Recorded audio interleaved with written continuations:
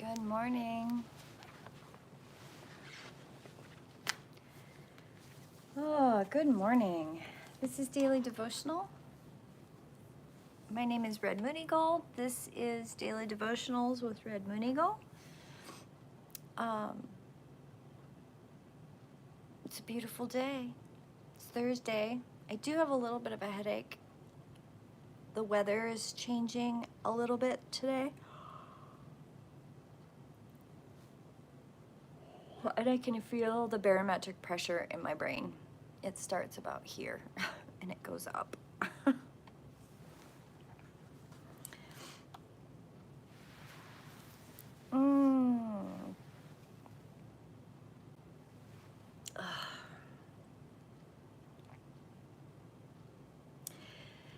Let's see. So my name is Red Moon Eagle. This is Daily Devotions. This is Thursday, December 7th, 2023.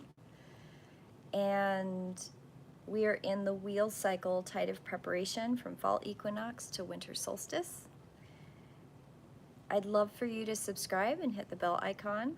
I do post in the mornings when I'm going to do the live. I want to read a little bit from Celtic Devotional first, and then I will get into the cards to just give everybody a few minutes to join us. So I'm going to read a Thursday morning in the Samhain section.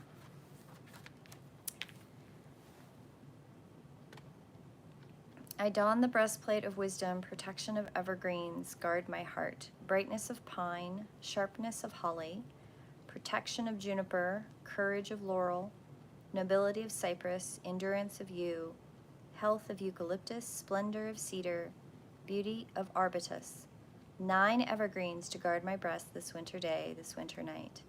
May the blessing of the true taker, of the glad giver, be upon me as I brave the winds of winter. Soul friends all, teacher of my soul, please show me the steady ways to hold my spirit path with confidence. Show me the daily practices that lead to perfect skill and alignment. Oh, I have had a rough couple of days this week, just FYI. They start off so well, and then they kind of peter. Excuse me. Okay, from Wild Unknown Animal Spirit Guidebook, I drew the Stingray. Developing confidence, sense of self, or a spine. I feel like I had to develop this. The Stingray card represents a pivotal point in personal growth. The moment has come when the Stingray must decide between the old, the easy, comfortable, and familiar, and the new, challenging, uncomfortable, and unfamiliar. Pressure from family and friends makes the decision even more complicated. No matter what choice is made now, it's inevitable that this dilemma will surface again, and again, and again, as the force of Dharma growing within the Stingray is too strong to ignore. When in balance, eager wants to grow. When out of balance, blames others and quits. Bringing into balance, move through the discomfort. I have stuff to say about Mr. Stingray. So many things to say about Stingray. Okay. And then the Medicine Heart Oracle, 43, Honor Elegua and the Southeast. This one's really pretty. See that? The shamanic call to the soul can be masked within a crisis requiring evolution, as a problem to be solved and as a creative opportunity all at once. Be in the midst of the muddle with faith, and although you may not see how, there is some greater benefit that will eventually manifest and ensure your soul's true progress towards its divine destiny. Let go of trying to figure it all out. Instead, tune in to what feels true for the current choice point before you. One step at a time. In our divine feminine medicine mandala, the direction of the southeast is the place of evolution. This is the energy place for recognizing the patterns and beliefs that sabotage the soul and disempower you as a human being. Figuring out how to heal, create, evolve into more constructive ways of being. The southeast is our crossroads of consciousness, although it may not always feel like that. It's a vote of confidence from the universe that you are healing into a way of being, living, creating that is more worthy of you as a sovereign spiritual being. The Isu El Gabara, the divine being arising from 5,000-year-old religious cosmology of the Yoruba, an ethnic group inhabiting West Africa, particularly western Nigeria, parts of Benin and Togo. Among the Yoruba diaspora, the Esu Elbara is also known as elegua. It is through this being that contact of the spiritual realm can take place. Elegua is the gateway to all things, from access to any other divine being to the beginning and ending of chapters in one's life's journey. Known as the Lord of Roads, particularly crossroads, he is inherent in every choice we make, in every thought and every word. Functions as a divine messenger between humanity and the spirit realms. In the sacred red and black alternating beadwork, elegua is honored, with each bead representing the interplay of endings and beginnings, such as the peace, war, death, and life. I've heard of this guy. Okay, so I want to go back to the shamanic call to the soul can be masked within a crisis requiring evolution. This is a problem that, as a problem to be solved, as a creative opportunity all at once. Be in the midst of a muddle with faith, and although you may not see how, there is some greater benefit that will eventually manifest and ensure your soul's true progress towards the divine destiny. Let go of trying to figure it all out now. Instead, tune into what feels true for the current choice right in front of you. One step at a time. I think that's the big piece from today. One step at a time, choices. And this one is a pivotal point of personal growth. The moment has come when the stingray must decide between the old, which is the easy, comfortable, and familiar, and the new, the challenging, uncomfortable, and unfamiliar.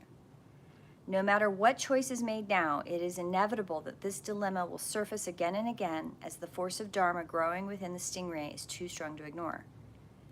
Pressure from family and friends makes decision more complicated. Okay, so this is what I get out of stingray.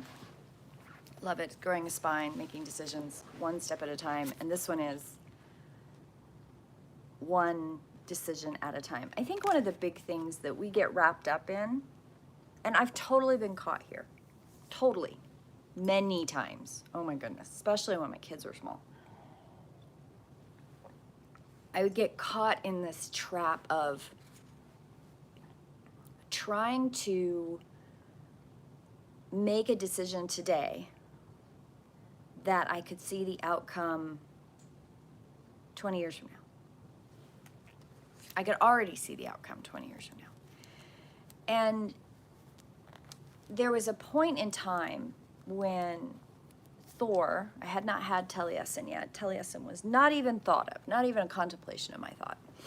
And I was just wrapped up in being a single mom with one baby. I was in South Alabama. And I was trying to get out of a toxic place. It was just emotionally toxic. It was culturally toxic. It was familially toxic. It was just toxic. And I knew I had to get out of there. And I knew that my spiritual calling, I had been called up to the Northwest for a really long time. And to me, I say really long time, but at the time it felt like I was in the middle of high school when I knew that I was going to live in someplace cold. I think I was probably in junior high, actually, because I was really pissed off when my grandfather sold the ranch farm in South Dakota. I was absolutely pissed because I had really wanted to ask him if I could just come live there and run the ranch, like farm. I wanted to learn how to farm. It's still kind of a daydream. Anyway, and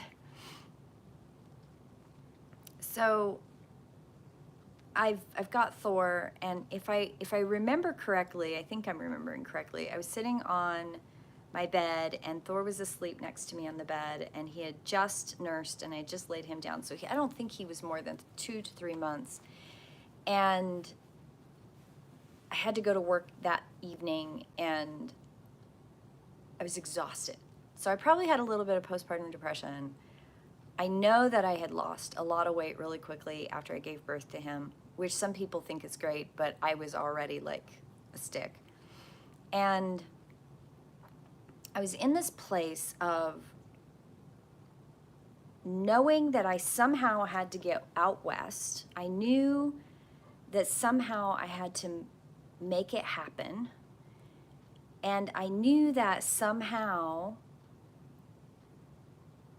in all of what was going on, I was struggling with a lot of fear. I was struggling with a lot of like emotional turbulence. I was struggling with being a single mom, trying to raise a baby. I was trying to do it in a way that would make my dad proud and would make my family happy and maybe bring our family back together. And it was just this whole thing. It was a morass, and I knew it was unhealthy.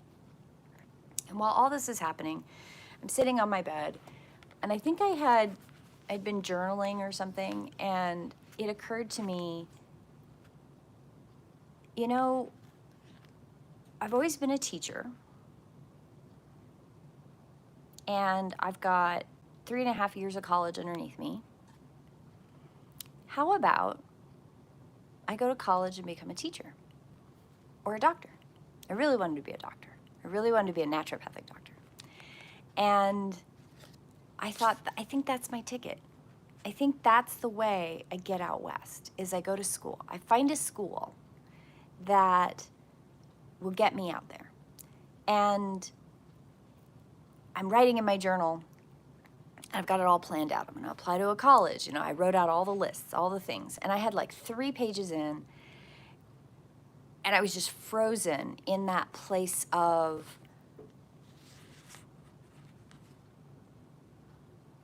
I had a plan. I had a plan of how I was going to do it. I knew who I needed to talk to. I knew how much money I was going to need to have. I wasn't sure how I was going to get that money. And then I froze. I was absolutely frozen in this list of, look at all the things I have to do. And what do I do first? Because of course I didn't write any of it down in an order. I just wrote lists, pages of lists, 2 columns each. It was a huge list. And in the moment, I remember realizing, if I think of that list, I'm never going to get there. I'm never going to get out of this mess. I'm never going to get out of this place. I'm never going to get away from this trap. And this trap of soul-crushing, I wasn't worried about being poor, okay? I was poor. I had nothing. I wasn't worried about being poor. That was not where my fear lay. My fear lay in falling into the trap of not living an authentic life in a way that my child at the time, Thor, could learn from. Because the one thing I did not want him to do is feel like he always had to do something other people expected him to do. Because I had done that for years up until that point. And I was done with it. And I didn't want to show him that. And so, going back to Stingray and the elegua, I went through my list and I thought, what is the thing that I can do today on this list? I had a couple hours before I went to work. I had to take Thor to the babysitter. And I picked one thing. I had a couple hours and I made a phone call. And I walked away from the phone call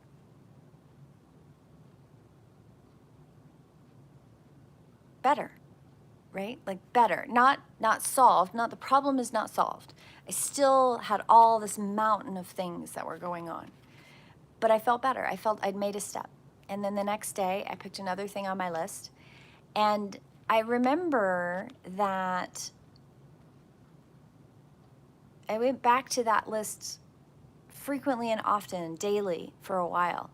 And then I kind of left it alone for a couple of weeks, and it seemed like things were stalling out, and I was depressed, and I went back to my list, and then I made a new list. I was like, okay, I have so many things done on this list. I'm going to make a new list. I'm just going to put it all out on paper.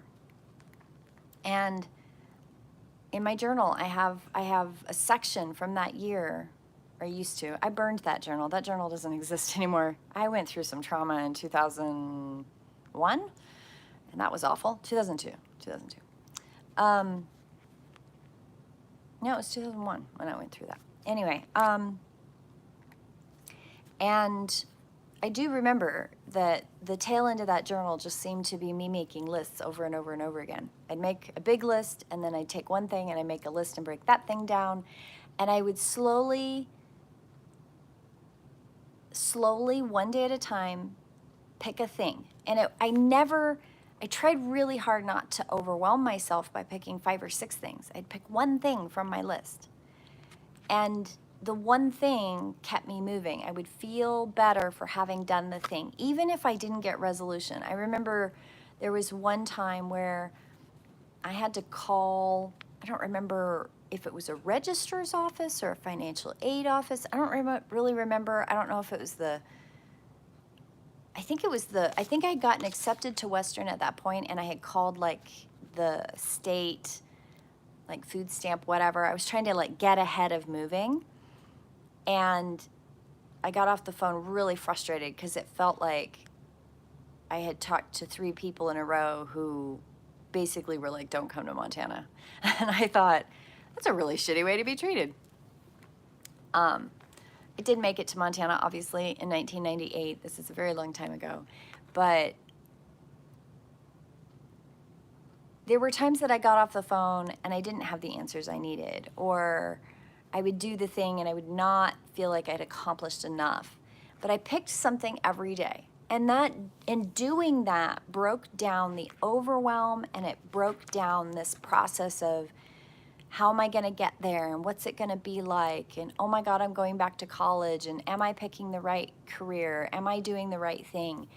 And the overwhelm of wanting to provide for Thor, and how am I gonna go to college and provide for a baby, and how am I gonna get to the other side of the country? You know, just like one thing after another, while still, and during this whole process, I had a job. That job ended. I got a new job, and that place was just toxic and very unhealthy. And in that time period between me deciding to leave Alabama and come to Montana and start school, there was a whole sequence of events that happened. And that sequence of events, I lost friendships. I made really bad choices. I made decisions that were very much based in impulsive, ADHD, unmedicated, not understanding what's going on, and extremely traumatic emotions. Because I was dealing with things that in the South you don't talk about. You don't talk about these things. So if you don't talk about them, you don't heal from them. And one of the most valuable tools that I came away from that experience with is, one, break it down into bite size. You have a big thing, break it down into bite-sized pieces, do one thing at a time. Sometimes you do 2 things in a day, but you do one thing a day. You allow yourself to feel, because if you bury it, it doesn't go well. I'm energy sensitive, and one of the most valuable things I walked away from that experience with, because I didn't have it at the time. I got it later, but I didn't have it at the time. And that is, when you're doing shadow work, get help. Get a counselor, get help. If you're an energy sensitive, so when I look at energy sensitivity and empathy, empaths, they already know what other people are feeling. And they once they figure out what they're feeling versus what somebody else is feeling, when they're going through this emotional trauma, they know they're not alone because they can feel the emotions of other people. That's fundamental to being an empath and having that gift. As an energy sensitive, when I go through emotions, that's the only thing that's going on in me. I'm not feeling anything that anybody else is. And it's not because I'm trying to not feel what other people are feeling. It's because I genuinely don't feel that. So when I'm going through all those emotions and I'm trying to work through trauma and work through the energetic stuff that happens as they bubble up, loneliness, grief, sadness, shame, guilt, disappointment, fear, whatever the feelings are, which, trust me, I have had a gambit of them, you need support. And I did not have support for a year and a half, well, 2 years, that I really, really needed the support. And I didn't have it. But once I got it, I realized I should have had it. And that awareness is very key and very important to healing. And energy sensitives have to have that emotional support for that healing. Because if they don't get that, they swirl around energetically and they start absorbing all of the energy from everything around them. Their emotions are actually not dealt with. And what happens is they take all that energy they're absorbing and it doesn't transmute in a straight line. It doesn't come out as painting or creativity or anything like that. What it does is it comes out as energetic abuse to the people around them. Energy sensitives will batter the people around them with their energy when they're not healthy. And so it's extraordinarily vital that energy sensitives specifically, when they're going through a lot of trauma like this, that they get help. And Stingray and Elegua are really good cards for helping remind us that we can do it. It can be hard, but we can do it. We just need support. And we need to ask for support, and we need to find the ways that help us break it down one thing at a time so we're not overwhelmed. I hope that helps everybody. Anybody have any questions? Any questions? I didn't see any questions from yesterday's daily devotional. I think there's only one person on the call. If you watch this later, put comments if something triggers, if you have ideas, put something in comments and I will address them in daily devotionals tomorrow. So this is Daily Devotional. I'm Red Moon Eagle. It is Thursday, and I think today's was kind of a heavy story and a heavy message, but I think it's still valuable. So I've got a little bit of a headache today, so headaches and heavy messages, I get really intense. So it's probably not a feel-good daily devotional, so maybe I'll put a trigger warning in the description for somebody in the future. Anyway, I hope you all have a beautiful day. Ask your questions, put your comments below, and I will address questions in daily devotions if you give them to me. I promise, I will. Have a beautiful day, my friends, and I will see you in prayer. Blessed be.